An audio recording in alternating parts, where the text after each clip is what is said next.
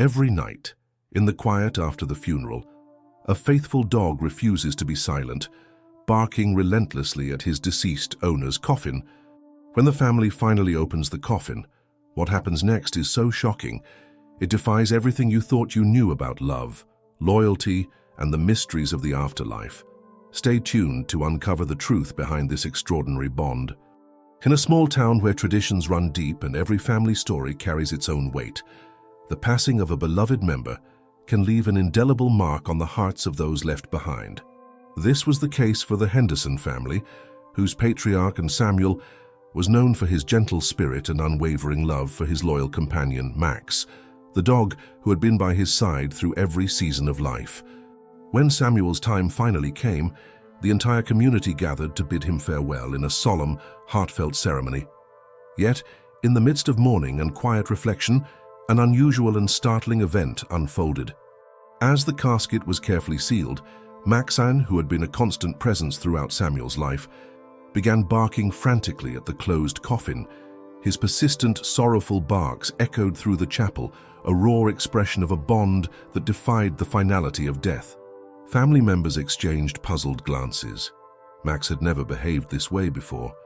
Was it grief, a lingering hope, or something far more mysterious that drove him to react so desperately?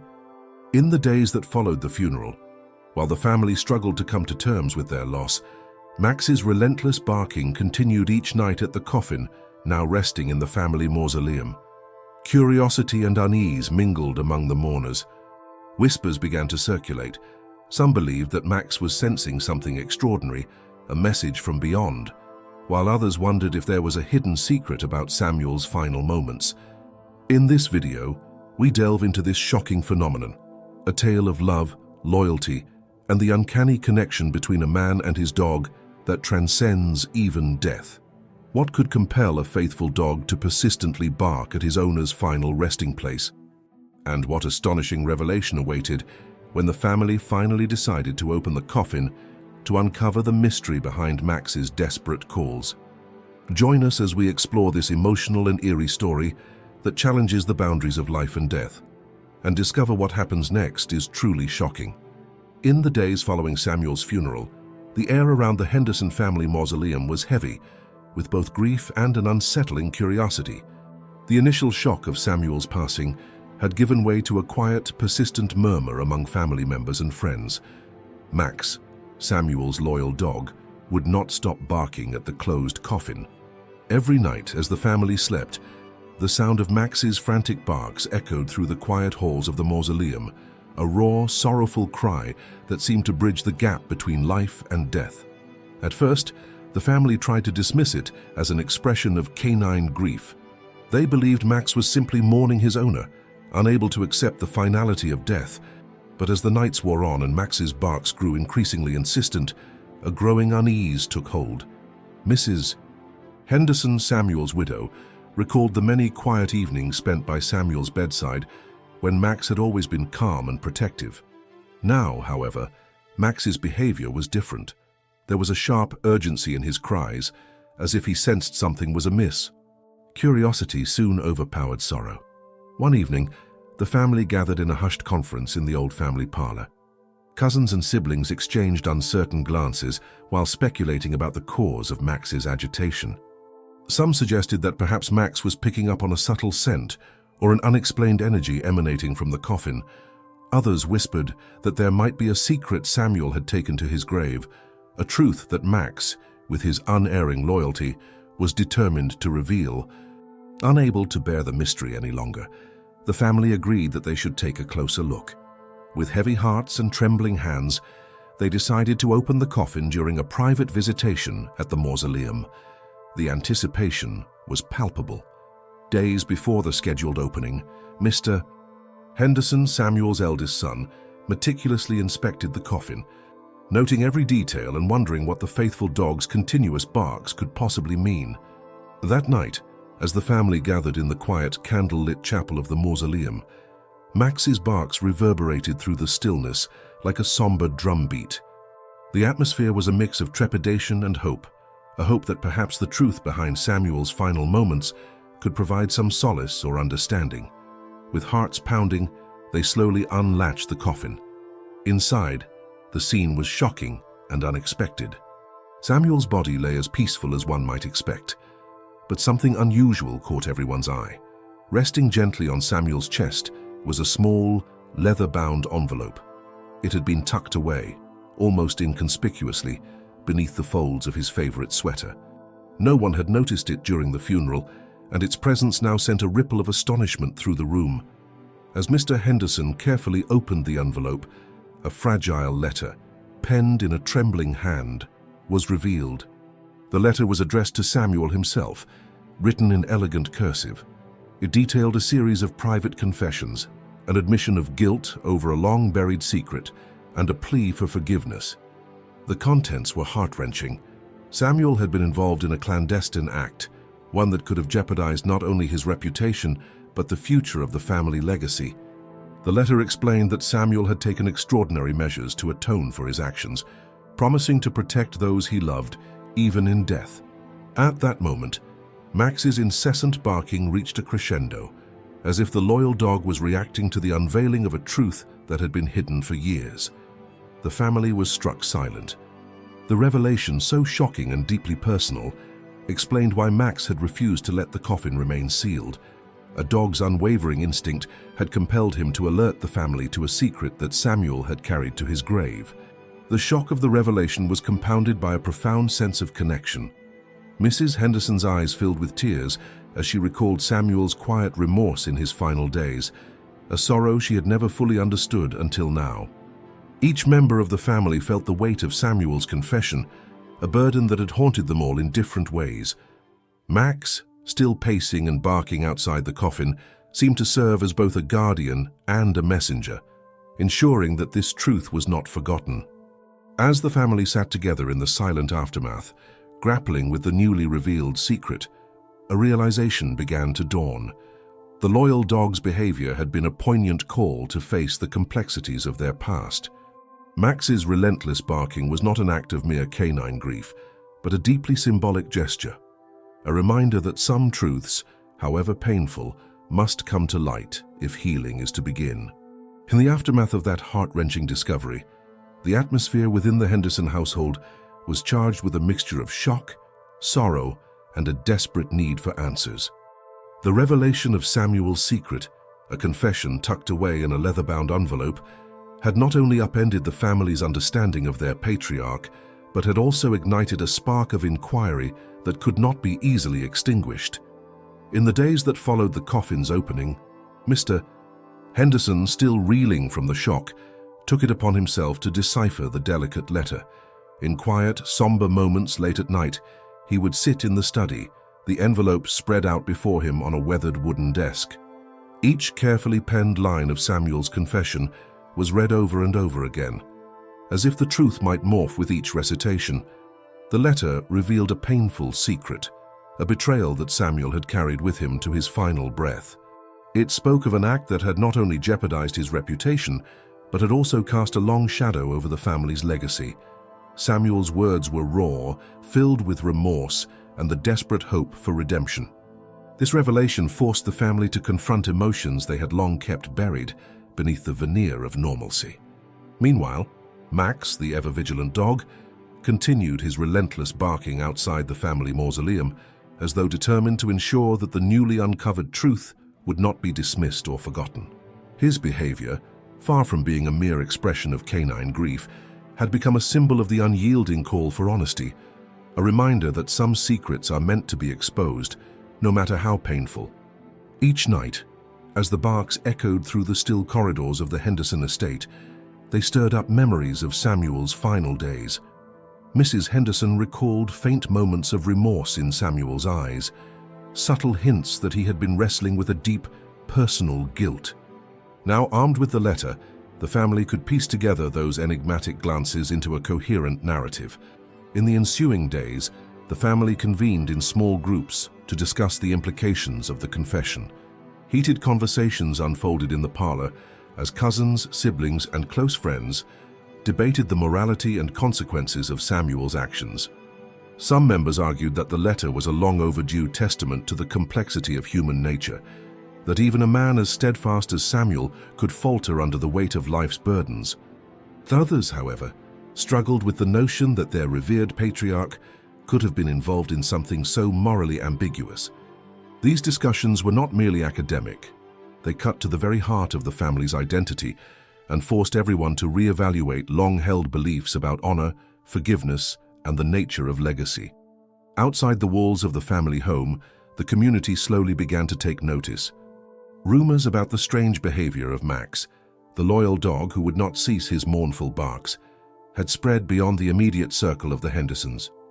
Local neighbors, many of whom had their own ghostly recollections of guardian animals from years past, started to speculate about the deeper meaning behind Max's insistence. In hushed tones at the local diner, people exchanged theories. Was Max's behavior a supernatural warning? A call to confront hidden truths that even the dead could not keep secret. The intersection of folklore and painful reality lent an almost eerie quality to the unfolding drama. Motivated by the need for clarity, Mr. Henderson reached out to a local historian known for his expertise in regional legends. The historian phantom, Mr. Collins, agreed to meet with the family at the Henderson home to review the old records and newspaper clippings he had collected over the years. In a quiet afternoon session, amid stacks of yellowed papers and faded photographs, Mr. Collins revealed that there had been several similar cases in the past, instances where a loyal animal's behavior had led families to unearth long-buried secrets about a relative's life. He recounted a particularly striking tale of a neighboring family who, after the mysterious appearance of a wounded dog, discovered a confession that had altered their understanding of a cherished ancestor. This parallel stirred something deep within the Hendersons. The idea that Samuel's confession was part of a recurring phenomenon made the secret feel less like an isolated betrayal and more like a call to heal generational wounds. As these threads converged, Mrs. Henderson found solace in her own memories. In quiet moments alone, she recalled long-forgotten conversations with Samuel, a gentle word here, a somber look there, that now took on new meaning. The letter, with its trembling script and heartfelt remorse, recontextualized those moments. It revealed that Samuel's actions, though deeply flawed, had been driven by an overwhelming desire to protect his loved ones, even if it meant sacrificing his own honor. This bittersweet revelation helped Mrs. Henderson come to terms with her grief, transforming her sorrow into a resolve to honor Samuel's memory in a way that embraced both his strengths and his failings. In the midst of this emotional turmoil, Max's behavior continued to provide an unspoken counterpoint to the family's debates. The dog's nightly barks became a rhythmic reminder that the truth, however painful, was a necessary path to healing. Each bark was a plea for acknowledgement, a call to remember that the past, with all its complexities, needed to be faced in order to move forward. As the days wore on, the Hendersons decided that the next step would be to share their findings with a trusted circle of family friends and community elders. They planned a small private gathering at their home, where the letter and the supporting evidence from local records would be presented and discussed. The goal was not to cast judgment on Samuel, but to understand the full scope of his actions and to find a way to reconcile the painful revelations with the love that had defined his life. In this crucible of emotion, debate, and shared memory, the family began to see that the truth was not black and white. It was a tapestry woven from both light and darkness, a reminder that even those we revere can carry hidden burdens.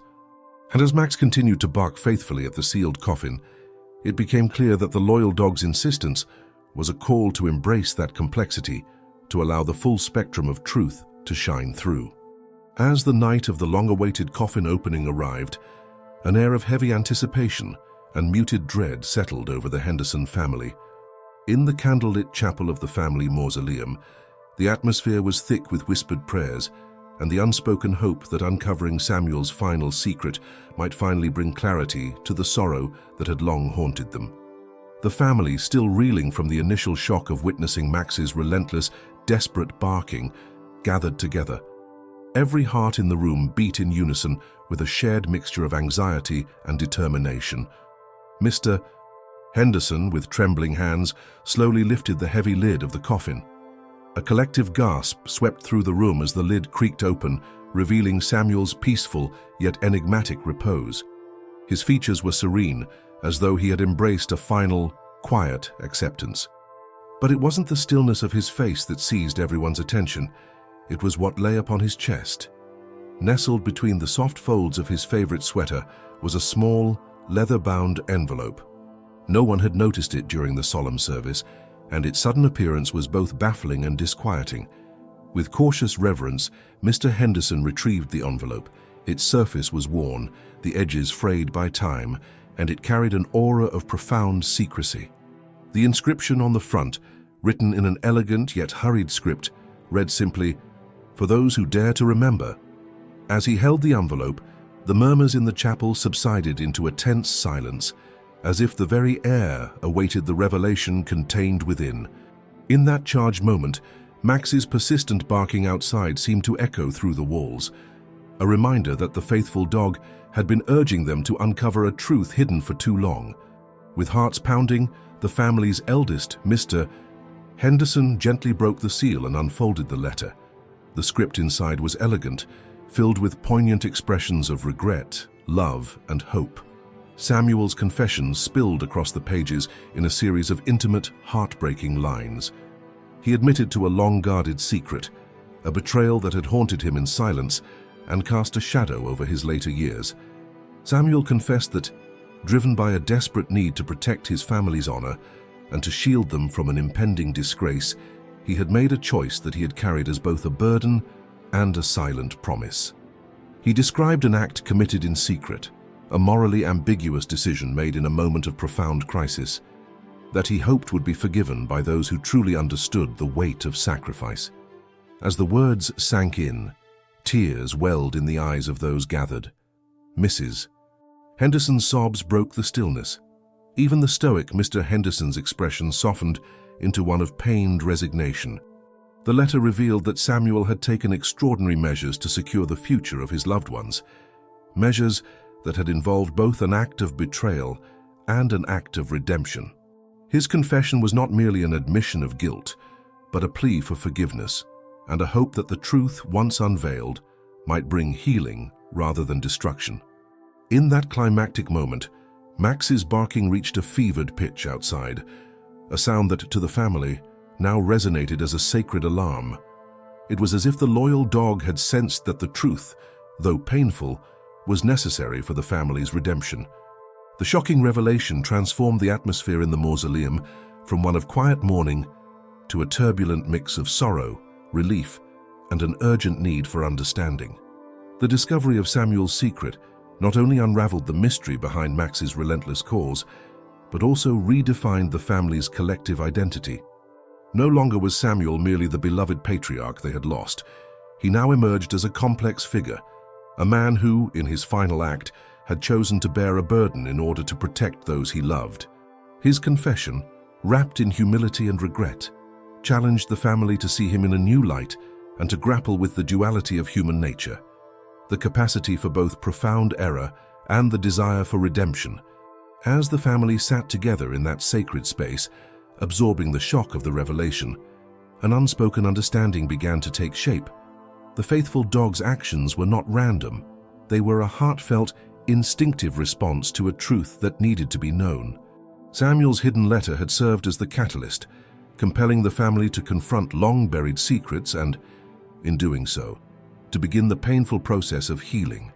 In that moment of revelation, every tear shed and every whispered word formed a bridge between the past and the future. The discovery of the envelope transformed the mourning into a quest for forgiveness and understanding, a journey that would redefine the legacy of the Henderson family. The shocking truth, though heavy with sorrow, carried with it the seeds of renewal, promising that even in the darkest of legacies, there is a chance for healing. In the immediate aftermath of the shocking revelation contained within Samuel's hidden letter, the atmosphere within the Henderson family, and indeed throughout the community, was transformed into a complex tapestry of emotions. The discovery of the long-buried secret forced everyone to confront not only the legacy of a man they thought they knew, but also their own notions of honor, forgiveness, and identity. As the truth unfolded, Each member of the family was compelled to reevaluate their memories and reframe the narrative of Samuel's life. At home, the Henderson household became a crucible of raw emotion. Mrs. Henderson, previously the pillar of quiet dignity, found herself overwhelmed by a surge of grief mixed with reluctant understanding. The gentle sobs that escaped her lips were not only for the loss of Samuel, but also for the pain of betrayal now revealed in the carefully penned words of his confession. She recalled subtle hints from his final days, a look of profound sorrow in his eyes, a trembling in his voice when he spoke of his unspoken regrets, that she had dismissed at the time as mere weariness. Now, those memories took on new meaning, and with them came the realization that Samuel's life was far more complicated than the simple image of the gentle patriarch she had always cherished. Mr. Henderson, the eldest son and unofficial guardian of the family's legacy, experienced his own inner turmoil. Having spent years trying to uphold a legacy of strength and tradition, he was suddenly confronted with the vulnerability and moral ambiguity in his father's final act. Sitting alone in his study, he reread the letter with a mix of disbelief and sorrow, his mind a whirlwind of questions. How could the man he had idolized be capable of such a secret? And what did this revelation mean for the future of the family's reputation?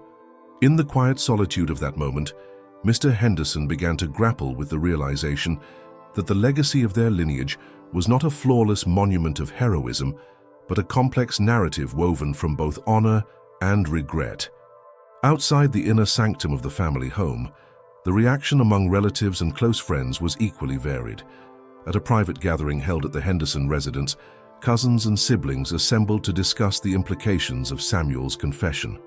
Some were quick to express sympathy for Samuel's burden, arguing that his actions, however misguided, were motivated by a desperate desire to protect those he loved. Others were more critical, questioning whether such a secret should have been hidden for so long and whether the time had come to confront the darker aspects of their family history openly. Heated discussions ensued, punctuated by long silences, as each person wrestled with their own interpretation of Samuel's choices. Meanwhile, the community itself was abuzz with rumors and whispered debates. Local news outlets, drawn by the poignant tale of a loyal dog and the mysterious legacy of a beloved patriarch, began to feature stories about the Henderson family. In one such interview, a longtime neighbor recalled how, as in times of hardship, families in their small town often clung to traditions and secrets, some of which were passed down through generations with reverence and fear. These stories, mingled with Samuel's confession, resonated with a portion of the community that had always believed in the mystical power of guardian animals. For them, the incessant barking of Max, the faithful dog who had guarded Samuel's coffin, was a symbol of the unresolved sorrow and hidden truths that bound them together.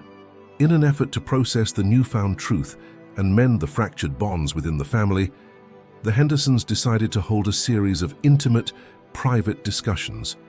In these gatherings, each member was encouraged to share their memories of Samuel, both the moments of joy and the subtle hints of sorrow that had, until now, been overlooked. Slowly, as the stories poured forth, a pattern emerged. They discovered that Samuel had carried a deep sense of remorse and an unspoken promise to make amends, a promise that was now articulated in his final written words. This collective sharing began to ease the tension, as the family started to view the secret not as a stain on Samuel's legacy, but as a human flaw that, when acknowledged, could lead to healing. Even Max's behavior played a role in this emotional recalibration.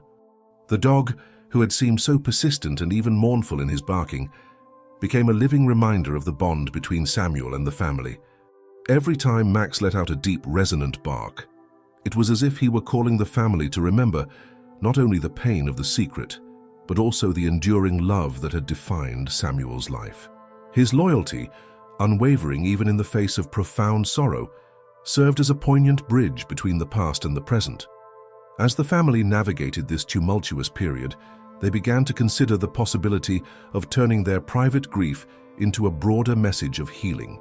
Inspired by the emotional outpouring and the supportive words from trusted community members, the Hendersons initiated a small memorial project, an exhibition of photographs, personal letters, and mementos that celebrated both the strengths and the vulnerabilities of their beloved patriarch. The project was meant not only to preserve Samuel's memory, but also to serve as a testament to the complex, multifaceted nature of human legacy. In the midst of all these adjustments, David, though not a direct member of the Henderson family, found his own reflections mirrored in their struggle. Observing the family's journey of reconciliation and healing, he too began to understand that the true legacy of a person is rarely black and white. It is a tapestry of light and dark, triumph and regret. This realization reinforced his commitment to his own path of caring for Shadow and to the broader quest to uncover and honor the hidden layers of truth in the stories of those around him. In the wake of the family's raw emotional reactions, as the Hendersons began to piece together the implications of Samuel's secret, new subplots and challenges started to emerge that would further complicate the narrative. The revelation contained within Samuel's hidden letter not only redefined his legacy, but also cast a long shadow over the family's understanding of their past. It became clear that the mystery was far from resolved, and that the relentless barking of Max was only the beginning of a series of events that would force everyone to confront deeper truths. One unexpected subplot arose when Mrs. Henderson received a phone call from an estranged cousin, Judith, who had long been considered a quiet, peripheral member of the family. Judith Keyes, with a voice tinged with both sorrow and urgency, revealed that she had been investigating similar occurrences in her own small town. She recalled an incident from her youth, when a wounded dog had inexplicably appeared at her home during a period of great familial strife, and how that event had sparked a series of hidden revelations that ultimately led to healing. Judith's story, though shrouded in mystery and nostalgia, hinted at a pattern, a recurring phenomenon where guardian animals seemed to manifest at critical moments to unearth long-buried secrets. Her call left Mrs. Henderson and the rest of the family reeling as they began to wonder if Samuel's secret and Max's unyielding protest were part of a larger, almost intergenerational phenomenon. Simultaneously, local news began to take an interest in the unusual events surrounding the Henderson family. A small regional newspaper published a series of short, evocative pieces about the dog that would not be silent, capturing snippets of interviews with neighbors who recalled similar incidents from decades past. One particularly striking article detailed an old family's account of a miracle dog that had appeared in times of deep crisis, serving as both a harbinger of hidden truths and a symbol of communal healing. These published recollections not only validated some of the family's suspicions, but also introduced a broader public debate. While many embraced the notion that such phenomena were sacred signs meant to reconnect communities with their ancestral roots, others dismissed the stories as mere folklore, exaggerated, sentimental fabrications with no basis in reality.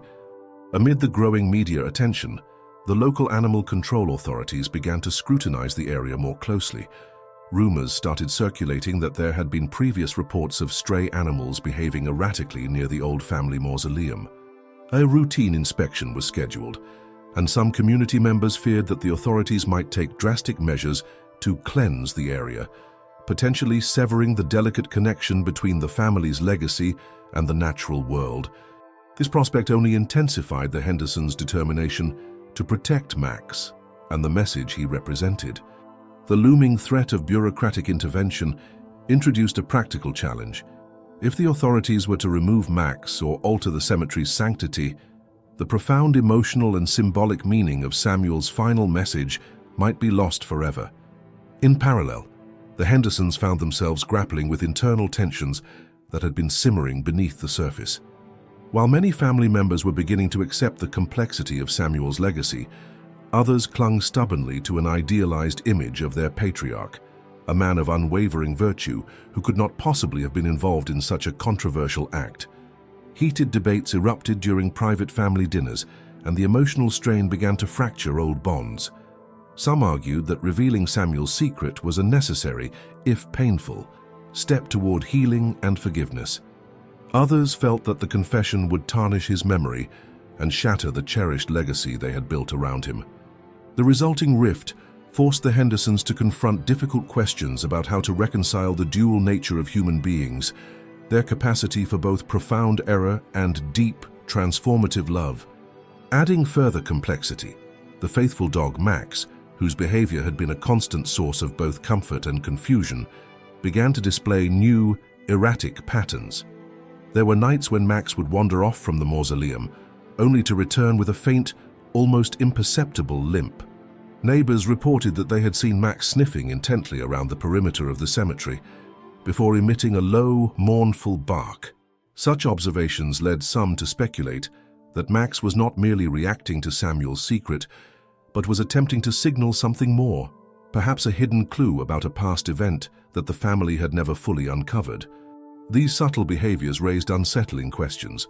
Was Max's distress simply an expression of canine grief, or was it a deliberate act meant to guide the family toward further revelations? As these subplots began to converge, the tension in the community and within the Henderson family deepened. The intersection of personal memory, ancient folklore, and modern bureaucratic intervention created a labyrinth of challenges that none of them had anticipated. Each new lead, whether it was Judith's haunting recollections, the media's evocative articles, the potential threat of animal control, or Max's increasingly puzzling actions, added layers of complexity to the narrative. It became apparent that Samuel's secret was not an isolated incident, but part of a recurring, almost sacred cycle of revelations that had touched multiple lives over the years. In the quiet moments after these revelations, the family gathered together in the parlor, their voices hushed and eyes glistening with tears. They began to share stories of past hardships, of moments when a loyal animal had appeared as a beacon of hope during the darkest hours. These intimate recollections, though painful, slowly began to knit the family together, offering a path toward understanding and forgiveness. Yet, the specter of unresolved secrets still loomed large, challenging them to embrace the full, often painful truth of their legacy.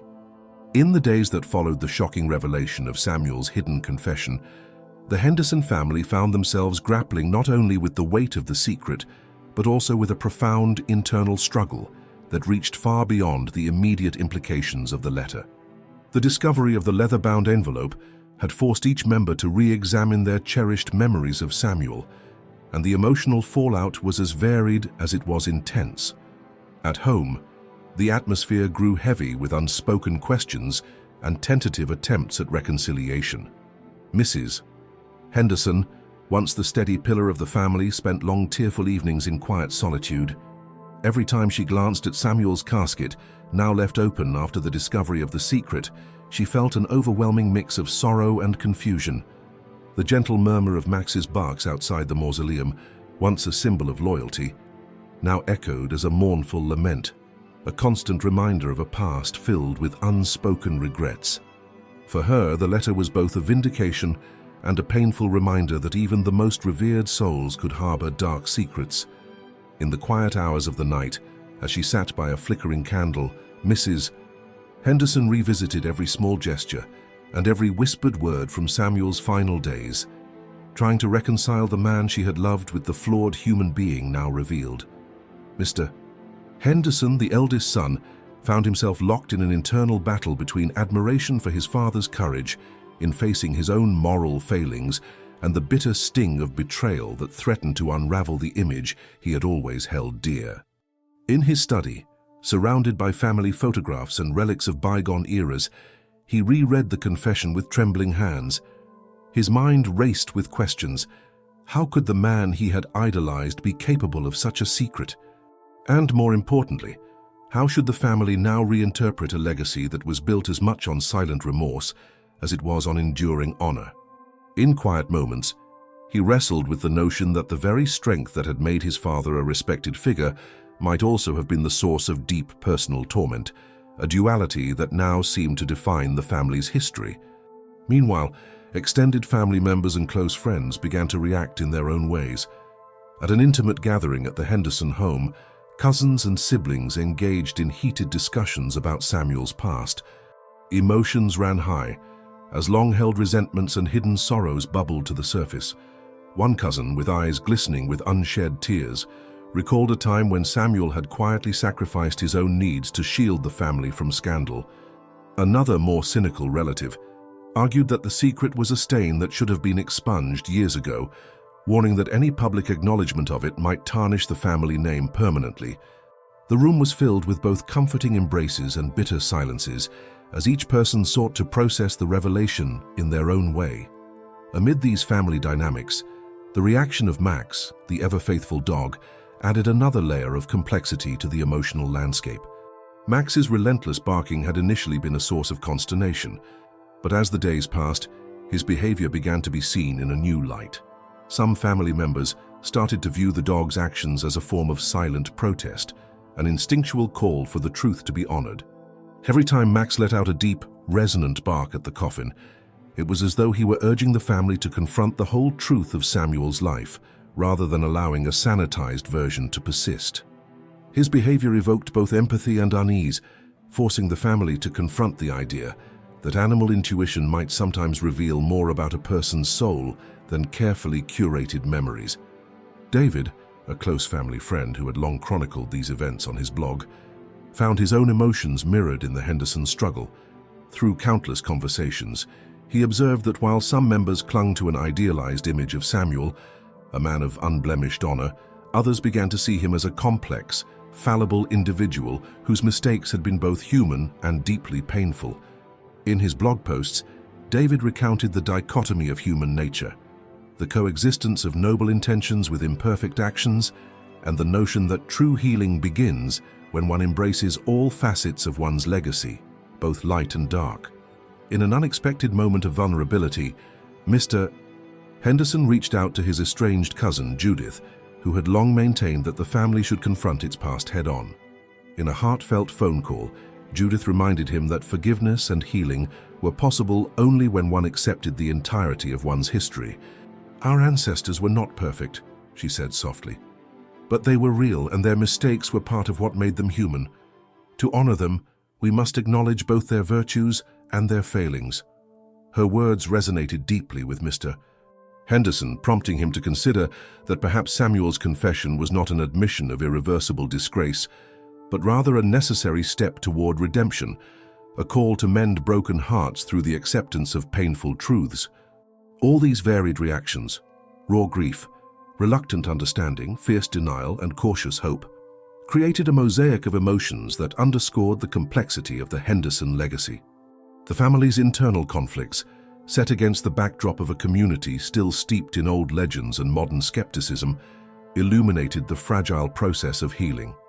As each person grappled with their own memories and the new revelations, they slowly began to see that true strength lay not in the denial of imperfection, but in the courageous act of embracing the full spectrum of one's humanity. In this crucible of emotion, the persistent, mournful barks of Max served as a constant reminder that some truths, however painful, must be faced in order for genuine healing to begin. The interplay of individual sorrow and collective memory forged an unspoken bond among the family members, a bond that, despite the raw wounds of the past, held the promise of renewal. In the days following the shocking revelation from Samuel's hidden letter, the atmosphere surrounding the Henderson family and their mausoleum became charged with an undercurrent of mystery. What had begun as a moment of raw, heartbreaking discovery now revealed additional clues that hinted at an even deeper, more intricate narrative. A narrative that stretched beyond personal grief into the realm of local legend and communal memory. One crisp evening, as dusk settled over the town and shadows lengthened around the family mausoleum, Mrs. Henderson noticed something peculiar. While she sat alone in the quiet of the garden, reflecting on the letter and the relentless barking of Max, she saw a faint, flickering light near the old oak tree at the edge of the property. At first, she dismissed it as a trick of the fading light, but as the night deepened, the light grew steadier, a soft glow that seemed almost purposeful.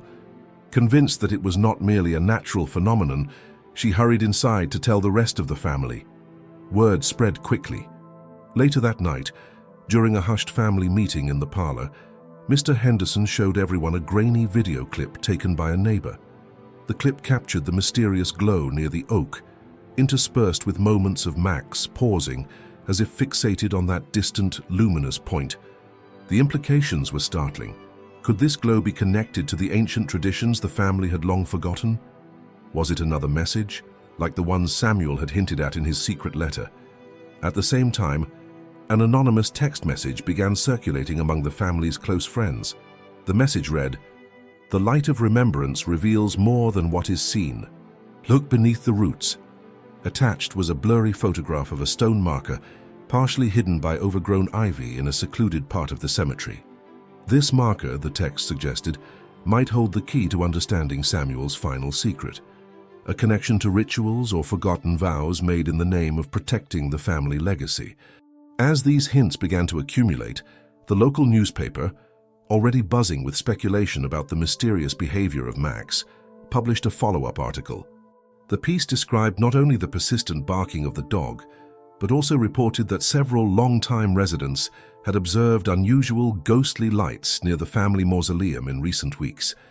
A retired park ranger was quoted as saying, "In our community, old legends speak of guardian lights, omens that appear when a family's hidden truths are about to be revealed."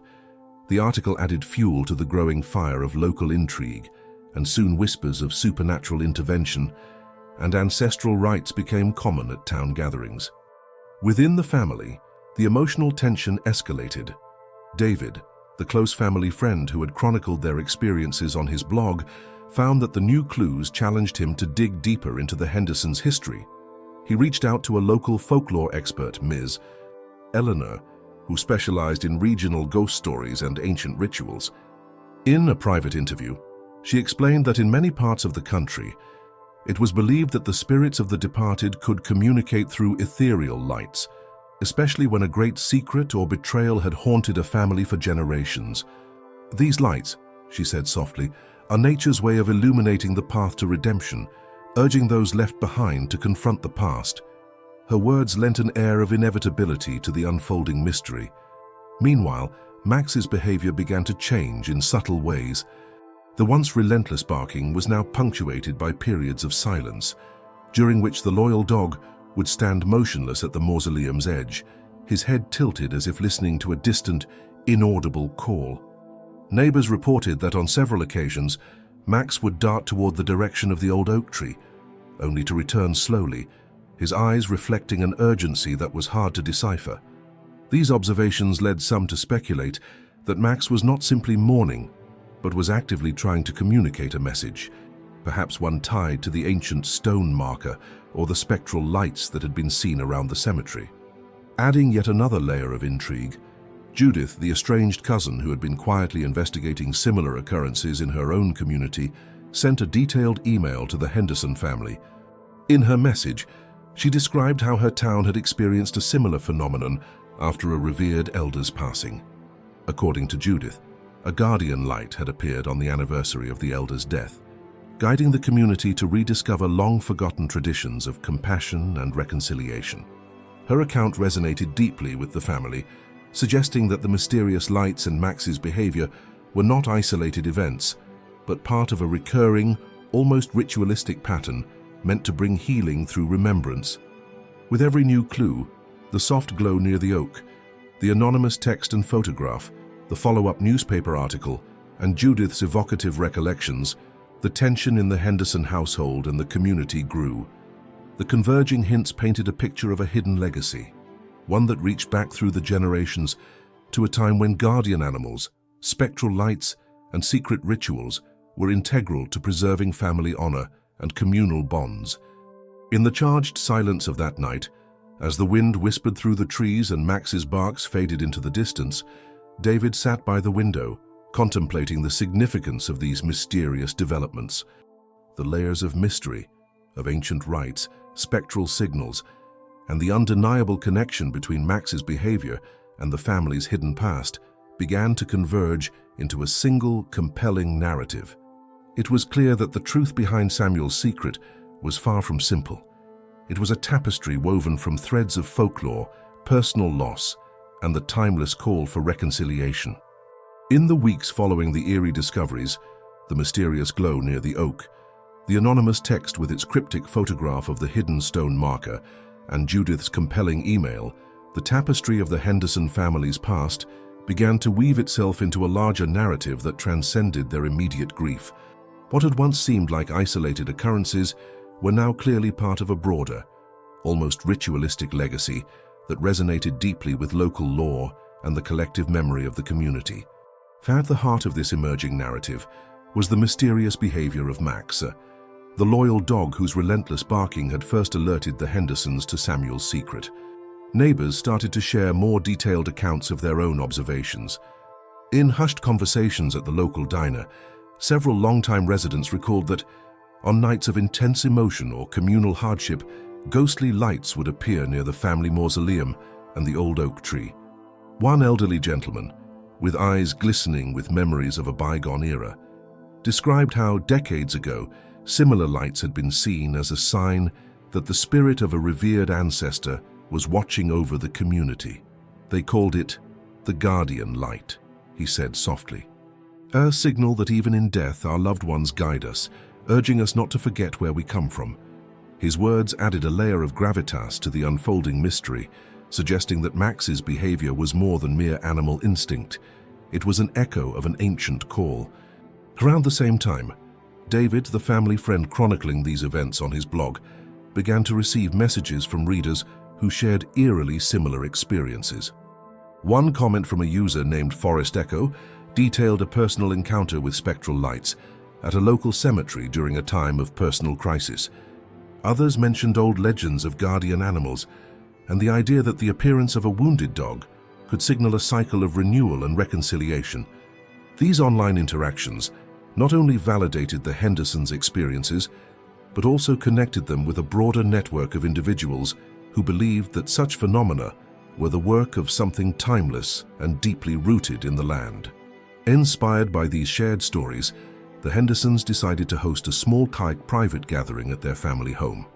Invited were close friends, some local elders, and a few community members known for their interest in folklore. Over cups of herbal tea and amidst the gentle hum of quiet conversation, participants exchanged stories about ancestral guardian animals, long-forgotten family secrets, and the mystical bond between nature and human emotion. Judith, the estranged cousin whose email had stirred so much curiosity, recounted a particularly poignant tale from her town, how a miracle dog had appeared during a time of deep communal despair, its presence heralding an eventual period of healing and unity. These narratives, interlaced with the Hendersons' own experiences, painted a picture of recurring omens that transcended generations. As discussions deepened, Mr. Henderson took a moment to reveal some family heirlooms that had long been tucked away in a dusty chest in the attic.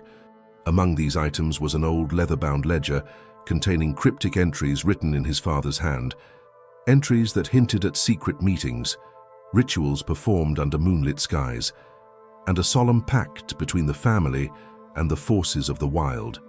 The ledger, with its faded ink and mysterious symbols, seemed to corroborate the legends that the community had begun to share. It provided a tangible connection between Samuel's hidden confession and the wider lore of guardian animals, suggesting that the Henderson legacy was not merely a personal matter, but part of a larger tradition of honoring the wild.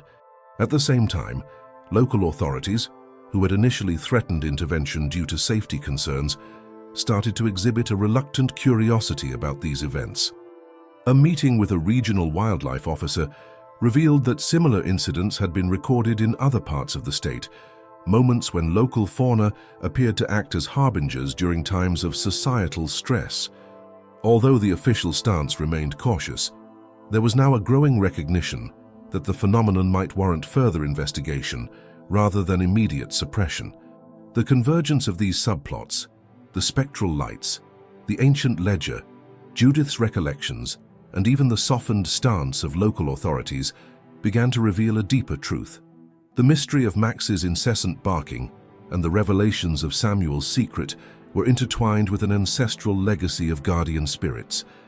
It was as if the land itself was calling out, urging the Hendersons to reconcile the contradictions of their past. The revelation that their family had once been part of a sacred tradition that honored the wild was both uplifting and deeply unsettling. It promised the possibility of healing and renewal, but also forced them to confront long-held doubts about the integrity of their lineage. In quiet moments afterward, as dusk settled over the mansion and Max lay silently by the mausoleum, the Hendersons gathered to reflect on the day's revelations. They began to see that the path forward was not simply one of mourning and regret, but of embracing a legacy that allowed for both light and shadow. The anonymous messages, the spectral lights, and the shared stories from neighbors all pointed to a future where the past could be honored without being condemned, where the enduring bond between man and the wild could provide a roadmap to healing. In the days following the revelation of Samuel's hidden confession, the emotional turmoil within the Henderson family and the surrounding community reached a boiling point. The discovery of the mysterious letter and the enduring, almost supernatural behavior of Max, the loyal dog who persistently barked at Samuel's coffin, had sparked a maelstrom of conflicting opinions and raw emotions. What was once a private and sorrowful secret was now thrust into the public spotlight, polarizing the community between those who viewed Max's actions as a sacred message and those who insisted that such phenomena belonged in the realm of superstition. At a tense town hall meeting held in the old community center, voices clashed as family members, neighbors, and local officials gathered to discuss the future of the Henderson legacy. Mr. Hargrove, a pragmatic councilman, argued with firm conviction that the continual disturbance caused by Max's barking posed a risk to public order. "We must act decisively," he declared, "to ensure that our community remains safe and that we do not let sentimentality cloud our judgment."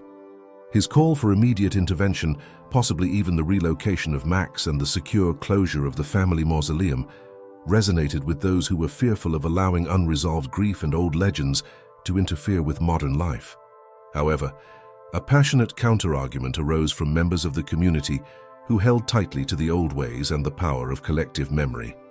Elderly residents, some of whom had grown up with stories of guardian animals and miraculous interventions in times of hardship, spoke with trembling voices about the significance of Max's relentless barks. "Max is not just barking out of simple grief," one woman explained, tears glistening in her eyes, "but as if he's urging us to confront the truth that our patriarch, Samuel, carried with him to his grave." Her words, filled with both sorrow and hope, struck a deep chord within many who saw in Max a living symbol of their ancestors' enduring love and sacrifice. Caught in the crossfire of these opposing forces, the Henderson family was forced to confront the very nature of their legacy. In a private, emotionally charged family meeting held in the parlor of their centuries-old home, relatives debated fiercely about whether Samuel's secret should be honored as a necessary part of their history or suppressed to preserve a myth of unblemished honor. Mr. Henderson, the eldest son and de facto keeper of the family legacy, found himself overwhelmed by the duality of his father's persona, a man both revered and deeply flawed. "How do we reconcile the Samuel we loved with the truth he carried?" he questioned, his voice heavy with anguish and confusion. His query was met with both nods of empathetic understanding and sharp retorts from those who felt that admitting such a secret would only tarnish the memory of the man they had so long idealized. The conflict was further intensified by the behavior of Max. The dog's insistent barking, once dismissed as a simple expression of canine mourning, now appeared to be an almost deliberate act of defiance. Neighbors reported that on certain nights, Max's barks grew louder and more frantic, as though he were warning the family, and perhaps the entire community, that some truths could not remain hidden. Rumors began to circulate that Max might be the reincarnation or the earthly messenger of a guardian spirit, destined to unearth long-buried family secrets. These whispers of supernatural intervention added an unsettling layer to the debate, blurring the lines between folklore and reality. Amid this charged atmosphere, a breakthrough came when an anonymous tip was received by the Hendersons. The tip, delivered via a discreet envelope left at the family door, contained a series of old newspaper clippings and photographs documenting similar incidents from decades past. One article, in particular, recounted a tale of a miracle dog that had appeared during a time of great community turmoil, leading to a long-forgotten reconciliation among feuding families. The parallels to the current situation were uncanny. The evidence suggested that the phenomenon of a dog persistently guarding a deceased loved one's coffin was not an isolated incident, but a recurring symbol in the region's lore, one that carried the promise of healing and renewal if its message was heeded. The revelation from the anonymous tip forced the community to re-examine their earlier positions. At the next town hall meeting, heated debates resumed with renewed vigor. Proponents of preserving the mystical legacy argued that intervening to remove or silence Max would not only disrupt the natural order, but also sever a vital connection to the past, a connection that, if embraced, might pave the way for communal healing. "We cannot ignore the signs," an impassioned resident declared. "Max is telling us something important about our history and about the sacrifices made by those who came before us." Her voice, steady and resolute, sparked a shift in sentiment among many attendees. Yet the forces of modern pragmatism were not easily swayed. Local law enforcement reiterated their concerns about public safety and the need to maintain order in a time of emotional volatility. Their looming threat of intervention created a palpable tension that hung over the entire community, as if a storm were gathering on the horizon. It was clear that a critical decision was imminent, one that would determine whether the family's ancient legacy of compassion and redemption would be honored, or whether the modern world's insistence on control and order would prevail. As the meeting drew to a close, the unresolved conflict left everyone on edge. The Hendersons knew that the next steps were crucial. The fate of Max and the symbolic truth he represented depended on the decisions that would be made in the coming days. The tension reached its apex, setting the stage for a climactic confrontation that promised to reshape not only the family's destiny, but also the broader relationship between the community and the enigmatic legacy of guardian animals. In the charged aftermath of the town hall debates and the flood of revelations from the anonymous tip, the Henderson family and the broader community found themselves standing at a crossroads. The fate of Max, and by extension, the sacred legacy embodied by his ceaseless barking, hung precariously in the balance. The forces of modern pragmatism, represented by local law enforcement and skeptical officials, were pitted against the passionate defenders of ancestral memory, who saw in Max's behavior a call to honor the past. That stormy evening, as the wind rattled the aged windows of the community center, the Hendersons convened one final meeting with the newly formed Heritage Oversight Committee.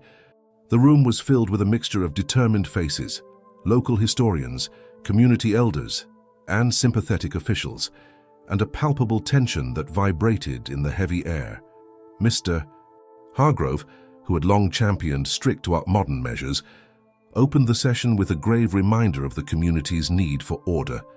"We must ensure public safety," he asserted, "and that means taking decisive action against disturbances that could escalate into chaos." His words, firm and unyielding, met immediate counterarguments from those who saw Max's persistent barking not as a nuisance, but as a profound message. Mrs. Jenkins, her voice trembling with emotion yet resolute, recalled the old legends with quiet fervor. "Max isn't merely barking out of sorrow," she insisted, "but to remind us of the guardian spirit that has watched over our family for generations. Removing him, or silencing his voice, would be like erasing a part of our soul." Her impassioned plea resonated deeply with many present, stirring memories of past hardships and communal bonds that had been forged in times of adversity. Amid the clamor, David, a close family friend and chronicler of the unfolding events, stepped forward to present the evidence from the anonymous tip.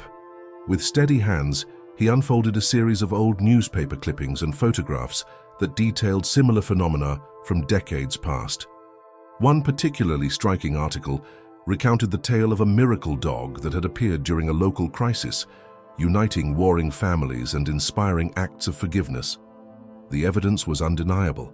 This was not an isolated incident, but part of a recurring tradition, a sacred signal that, if heeded, could heal old wounds and restore a lost legacy. The committee members exchanged glances, their skepticism gradually giving way to reluctant curiosity.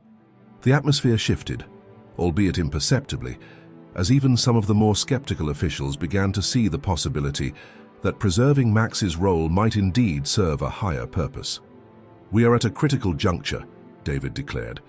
his voice resonating with both conviction and vulnerability. And if we act without understanding, we risk losing something far more valuable than mere order, our connection to the truths of our past. At that moment, a heated discussion broke out between those who favored immediate intervention and those who argued for a cautious, measured approach. Mr. Hargrove maintained that public safety must be paramount, while others argued that Max's behavior was a sacred alarm, a call to confront hidden truths. The debate grew so intense that voices rose above the low hum of the storm outside, and the community's future seemed to teeter on a knife's edge. In a climactic turning point, a respected local elder, known for his wise yet practical counsel, rose and addressed the assembly in a measured tone. "We are not here to simply control nature," he said, "but to honor its lessons. If these guardian signals have been sent to us before, then we must find a way to listen and learn, rather than simply silence them. True safety is found not in the absence of chaos, but in our ability to embrace the balance between order and the wild spirit of life." His words cut through the tension, and for a brief, poignant moment, the room fell into a reflective silence. Buoyed by this shift, the Heritage Oversight Committee unanimously voted to delay any drastic measures. They would commission an independent investigation to thoroughly document and understand the phenomena surrounding Max's behavior, and in the meantime, preserve the sanctity of the family mausoleum. This decision was met with a mixture of relief and cautious optimism from the community, an acknowledgement that the deep, ancient bonds they shared with the wild could not be dismissed lightly. As the meeting adjourned, the echoes of the debate lingered in the minds of all present. Outside, in the cold darkness, Max's barks carried on the wind, a soulful, persistent cry that spoke of both sorrow and hope. For the Henderson family, the decision marked a turning point, a commitment to protect their legacy and to honor the mysterious, almost sacred, messages that nature had been sending. It was a promise that the truth, however painful, would be allowed to surface, and that through understanding and compassion, even the deepest wounds could be healed. That night, as the storm began to subside and a tentative calm settled over the community, John, Mrs. Henderson and Mr. Henderson stood together beneath the ancient oak by the mausoleum, gazing up at the darkened sky. In that silent vigil, they made a solemn pledge to embrace the full truth of their family's past, acknowledging the beauty and the pain, the honor and the flaws, and to forge a future built on the enduring power of compassion. That stormy night, as rain pounded relentlessly against the old community center and the winds howled like the voices of the past, the tension in the room reached its ultimate apex. The heated debates and impassioned speeches had left everyone reeling with uncertainty, each individual acutely aware that the fate of Max, and with it, the cherished legacy of the Henderson family, hung precariously in the balance. In the dim light of the community center, illuminated intermittently by flashes of lightning, the atmosphere was electric with both fear and hope. Every face in the room, etched with worry, determination, and lingering disbelief, reflected the deep divisions that had formed over the past few days. On one side, there were those who demanded immediate action, insisting that public safety and modern order must prevail. On the other, a growing faction of believers argued that the mysterious, almost sacred presence of Max was a sign of something far greater than mere canine grief, a call from the depths of their ancestral past that could lead to healing and renewal. Amid this charged environment, the Heritage Oversight Committee had just concluded its final session. The decision to delay the relocation of stray animals and launch an independent investigation had not quelled the discord entirely. Rather, it had set the stage for an even more critical confrontation with the forces that threatened to erase their communal memory. The room was filled with heavy silence, punctuated by the murmurs of those still torn between modern pragmatism and the enigmatic pull of ancient lore. Outside, the relentless barking of Max resonated through the night like a solemn drumbeat, a sound that carried with it the weight of generations and the enduring power of truth. For many, Max's cries were not just expressions of grief, they were a clarion call to remember, to unearth long-buried secrets, and to embrace the full spectrum of their heritage, flaws, redemption, and all. As the meeting adjourned, and people began to filter out into the stormy night, a palpable sense of urgency gripped the community. The next phase of the investigation loomed on the horizon, a decisive expedition into the ancient cemetery and the surrounding grounds where whispers of guardian lights and spectral presences had been reported. Rumors suggested that hidden among the time-worn tombstones and gnarled trees lay evidence of rituals and memories that could finally explain the true significance of Max's behavior and, by extension, Samuel's secret. Inside his own home later that night, Mr. Henderson sat alone in the flickering candlelight, the echoes of the heated town hall debate still resonating in his mind. The revelation of Samuel's confession had shattered the idealized image of the patriarch he had once revered. Now, with the burden of both pride and remorse, he felt the inescapable pull of legacy, an ancient call to reconcile the past with the present. Every whispered word from the meeting, every tear shed by his family, and every bark of Max outside wove together a tapestry of unresolved emotion, setting the stage for a final confrontation with their shared history. At the same time, David, the family friend and chronicler of these events, sat at his desk, his eyes scanning through the documents and photographs he had collected over the past weeks. The anonymous messages, the spectral lights near the old oak, and the damning evidence from the newspaper clippings all converged into a single, burning question. How could a single, unwavering act of loyalty by a dog reveal so much about the hearts and souls of those it touched? His fingers trembled as he penned his latest blog entry, his words capturing the raw tension that gripped the community, a tension that promised to erupt into a revelation that might either heal old wounds or expose new ones. As the hours drew near to dawn, the community's fate seemed to hinge on one final, decisive act. A select group from the Heritage Oversight Committee, along with several family members and a few trusted neighbors, were scheduled to reconvene at the Henderson Mausoleum the next morning. Their mission? To explore a hidden chamber beneath the family tomb, rumored to contain relics of past rituals, artifacts that could validate the ancient legends once spoken of by elders, and perhaps even provide a measure of closure to Samuel's haunting confession. In that critical moment, as the storm began to abate and the sky lightened with the promise of a new day, every individual in the community felt the full weight of what was at stake. The old oak by the mausoleum, its bark inscribed with cryptic symbols, stood as a silent sentinel to their shared past, a reminder that the truths they sought were as much about reconciliation as they were about justice. The tension was no longer merely a clash of opinions. It had become a transformative force that demanded a courageous, collective response. Standing on the precipice of this imminent climax, the Henderson family and the community were united by a single, unyielding question. Could they embrace the totality of their history, both its light and its dark, and in doing so, forge a future defined by healing and understanding? Max's persistent barking, echoing into the quiet after the storm, was a resounding affirmation that the call for truth could not be silenced. In that final electrifying moment, as the first rays of dawn crept over the horizon and bathed the world in soft light, the community braced itself for the revelations that lay ahead. The ancient legacy was ready to be reclaimed, and the path to healing was illuminated by the unbreakable bond between the living and the departed, a bond that, no matter how deep the wounds, promised that compassion and remembrance would always prevail. That night, as a chill wind swept through the Henderson estate and a heavy silence cloaked the mausoleum, the moment everyone had anxiously awaited finally arrived. Under the ghostly glow of a half-lit lantern, the family gathered in the somber chapel of the mausoleum, their hearts pounding with a mix of trepidation and reluctant hope. After days of intense debates, secret letters and whispered legends, they knew that uncovering Samuel's final truth was inevitable, and that the loyal, unyielding barking of Max had guided them to this fateful moment. Mr. Henderson, with trembling hands, slowly opened the heavy lid of the casket. As it creaked open, a collective gasp rippled through the room.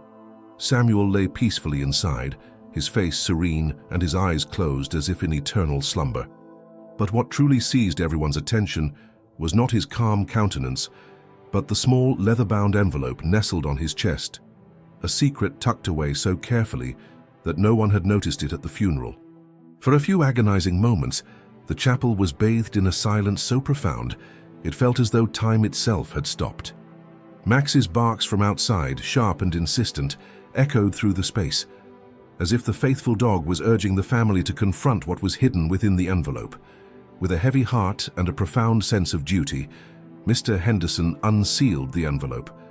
His fingers, worn from years of labor, carefully unfolded the yellowed letter that Samuel had left behind. As the words spilled from the paper in an elegant, sorrowful script, the truth crashed over the family like a tidal wave. Samuel's confession revealed a long-held secret, a single fateful decision made in the shadow of crisis, intended to protect the family from imminent disgrace. The letter detailed a clandestine act of betrayal, a moral compromise born of desperation, and an overwhelming need to secure the future of those he loved. Samuel had sacrificed his own honor, burdening himself with guilt and regret, in order to shield the family from scandal. His heartfelt admission was interwoven with pleas for forgiveness and a hope that the truth, once embraced, would allow them to heal and move forward. The shock in the room was palpable. Tears streamed down faces as Mrs. Henderson's sobs broke the overwhelming silence. Mr. Henderson's voice, usually so commanding, quavered as he read aloud passages that spoke of deep remorse and unspoken love. Each word seemed to carry the weight of years of hidden sorrow, a reminder that even the strongest men can harbor devastating secrets. In that moment, the family's image of Samuel transformed. He was no longer the untarnished patriarch of their memories, but a man whose life had been marked by both noble intentions and tragic failings. Max's incessant barking outside reached a crescendo, a mournful yet defiant sound that resonated with the family's collective heartache. It was as though the loyal dog, ever intuitive, sensed that the time for healing had finally come. The truth, so painful and raw, was now laid bare before them, a truth that demanded acceptance if the wounds of the past were to ever mend. As the letter's final words faded into the quiet of the mausoleum, an eerie stillness settled over the room. For a long, breathless moment, every soul present was suspended in a state of profound reflection. The revelation had shattered long-held illusions and forced each family member to confront the dual nature of their beloved Samuel, a man capable of both great love and heartbreaking error. In that climactic silence, the room seemed to vibrate with the collective heartbeat of the family, each pulse a reminder that true healing begins when painful truths are finally acknowledged. Then, as if carried by the wind and the soft whispers of the ancestors, a gentle murmur began to arise among the mourners. It started as a few tentative words, but soon it grew into a shared expression of sorrow and acceptance. The family, united by the raw honesty of Samuel's confession, began to see that this long-hidden secret, however painful, was a part of their history, a piece of a larger tapestry woven from both light and shadow.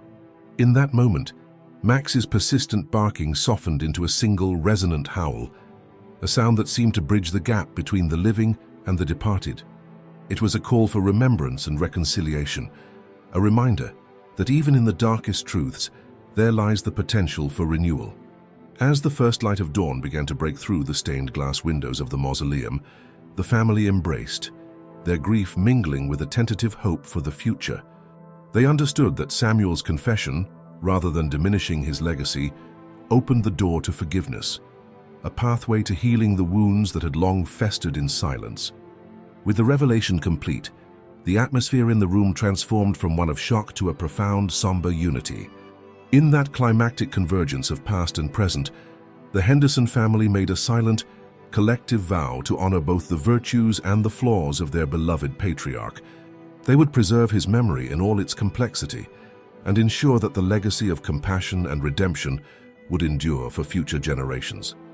As the soft light of dawn filtered through the stained glass windows of the mausoleum, the Henderson family slowly began to emerge from the long, tumultuous night of revelations. In the quiet aftermath of Samuel's confession, the painful truth that had been hidden for decades now lay bare, a truth that challenged every long-held ideal and forced the family to see their patriarch in an entirely new light.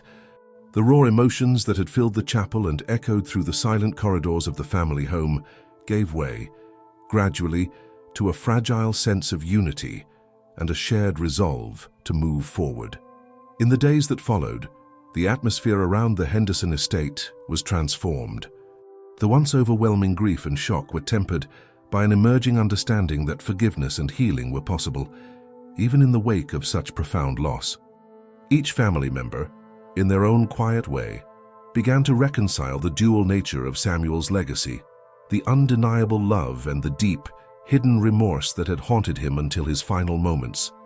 What had initially appeared as a stark betrayal was now understood as the complex interplay of human frailty and the desperate measures one sometimes takes to protect those he holds dear. Mrs. Henderson, once overwhelmed by sorrow, found solace in revisiting cherished memories of Samuel. She recalled the gentle moments shared over a warm cup of tea, the soft laughter that had filled their home, and even the unspoken gestures of care that had gone unnoticed in the bustle of everyday life. With each recollection, she began to accept that Samuel's secret, as painful as it was, did not erase the goodness he had shown throughout his life. Instead, it painted a fuller picture of the man, a man capable of great love and, inevitably, deep imperfection. In embracing this complexity, she discovered that the path to healing lay in acknowledging all facets of the past, not just the parts that shone brightly. Mr. Henderson, burdened with the responsibility of upholding the family's honor, spent long hours in quiet reflection. The revelation of Samuel's confession forced him to confront the myth of an unblemished patriarch and replace it with a more nuanced understanding. In the solitude of his study, surrounded by old photographs and mementos, he resolved that the true measure of a man lay not in his perfection, but in his ability to seek redemption and foster healing among those he loved. This new perspective, though hard-earned, allowed him to embrace his father's legacy with renewed compassion and a commitment to mend the fractures that had long divided the family. Meanwhile, the community, which had been polarized by the shocking news and the relentless barking of Max, began a slow process of reconciliation. Local news outlets, initially captivated by the sensational aspects of the story, shifted their focus to highlight the themes of healing and communal memory. At town hall meetings and local gatherings, residents shared stories of guardian animals from decades past, tales of miracles that had once united a fractured neighborhood during times of hardship. These shared narratives, passed down in hushed tones, served as a reminder that even the most painful truths could foster a deeper bond among people. The persistent barks of Max, which had once been a source of eerie discomfort, now resonated as a symbol of unwavering loyalty and the enduring power of nature's call to remember. As the Henderson family began to rebuild their understanding of the past, they also took steps to honor it. With the support of local historians and community elders, they organized a modest exhibition titled Legacy of Compassion. The display featured old photographs, personal letters, and relics from the family's archives that recounted both the joys and sorrows of Samuel's life. The exhibition became a gathering point for community members, where stories of guardian animals, mysterious happenings, and acts of redemption were shared with reverence. This public commemoration not only helped the family to heal, but also rekindled a collective appreciation for the rich, albeit complex, heritage that defined their community. Throughout this period of healing and transformation, David, the dedicated family friend and chronicler, continued to document every detail on his blog. His words captured the evolving journey of the Hendersons, from the shock of a secret revealed to the gradual acceptance of a multifaceted legacy. Readers found comfort and inspiration in his narrative, and his online community grew into a supportive network of individuals who, too, believed in the power of truth and compassion to mend even the deepest wounds. Now, as the first light of a new day bathed the Henderson estate in a gentle glow, the family stepped forward with a renewed sense of purpose. Samuel's confession, once a painful shard of the past, had become a catalyst for transformation, a reminder that the true measure of legacy lies not in perfection, but in the capacity to forgive, heal, and embrace the entirety of one's story. Thank you for joining us on this deeply moving journey of discovery, sorrow, and ultimately healing. If Samuel's story has touched your heart and reminded you that even the most painful truths can lead to redemption, Please subscribe to our channel, like this video, and share your thoughts in the comments below. Stay tuned for more stories that explore the intricate bonds between our past and our present, and let's continue to honor the legacy of compassion that connects us all.